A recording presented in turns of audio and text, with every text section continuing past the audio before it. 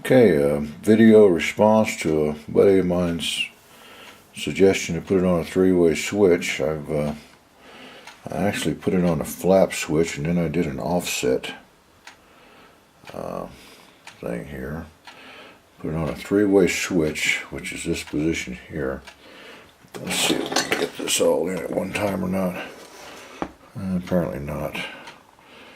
So I got this dim, and then third position is really bright. So yeah, it does work. Pretty clever. So as you can see on here, maybe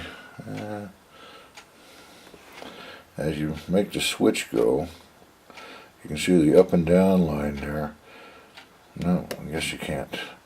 You can see it in the center there, and then it's over to the right there, and then it's full bright there over to the left, I guess. Anyway, yeah, it does work. Thanks, Jack.